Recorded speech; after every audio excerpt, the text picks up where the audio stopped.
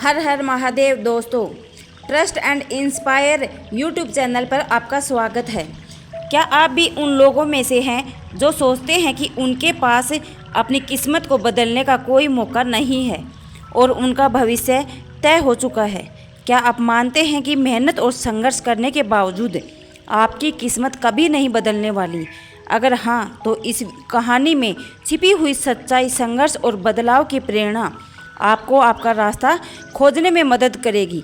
अगर आप भी जानना चाहते हैं कि किस तरह से एक इंसान की किस्मत पलट सकती है, तो इस वीडियो को ज़रूर देखें और जानें कैसे मेहनत और विश्वास से सब कुछ बदला जा सकता है। एक बार की बात है, एक गांव में एक लड़का रहता था जिसका नाम सुरेश था। उसकी ज़िंदगी एकदम साधारण थी। गांव की सूखी पगडंडियाँ, तपता हुआ आसमान और धूल से भरी हुई हवा, यही सुरेश की ज़िंदगी की झलक थी। वह एक ऐसा लड़का था जिसे गरीबी ने चारों ओर से घेर रखा था। उसका घर एक खस्ताहार झोपड़ी थी। उसके छप्पर से पानी टपकता था और गर्मियों में भीतर सांस लेना मुश्किल हो जाता था। माँ दिन रात दूसरों के घरों में काम करती थी ताकि 2 वक्त की रोटी जुटा सके, लेकिन सुरेश की आंखों में सपने में चमकते थे। गांव के लोग सुरेश को ताने देते थे, गरीब का बेटा गरीब ही रहेगा, तू किसी बड़े आदमी के सपने मत देख, तुम्हारी किस्मत में तो बस हल चलाना लिखा है। इन बातों को सुनकर सुरेश का मन खट्टा हो जाता, लेकिन वह जवाब देने की बजाय चुपचाप अपने दिल में आग छुपाए रखता।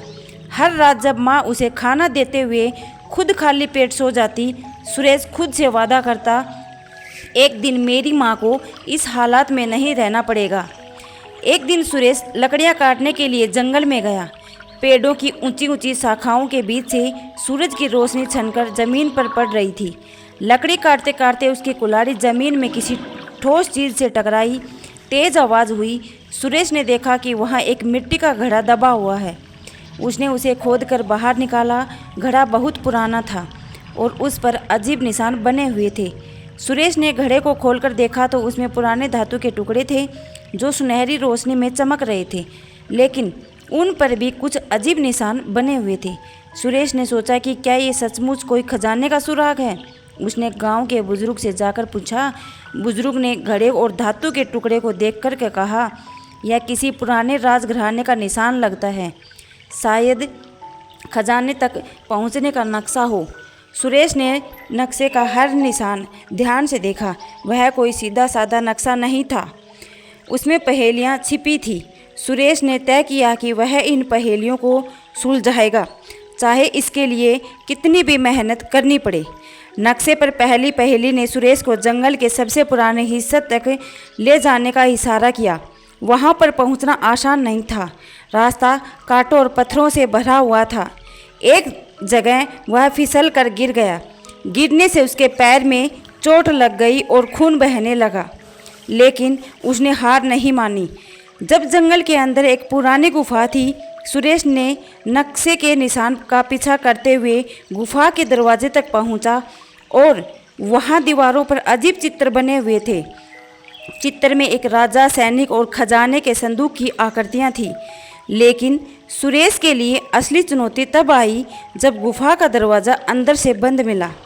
दरवाजे पर एक पहेली लिखी हुई थी, वह कौन सा कदम है जो खजाने का रास्ता खुलता है। सुरेश ने कई बार सोचा, फिर उसे समझ में आया कि हिम्मत भरा पहला कदम। फिर उसने दरवाजे को ज़ोर से धक्का दिया और दरवाज़ा खुल गया। दरवाजे के अंदर उसे एक बड़ा संदूक दिखा और सुरेश खुश हो गया।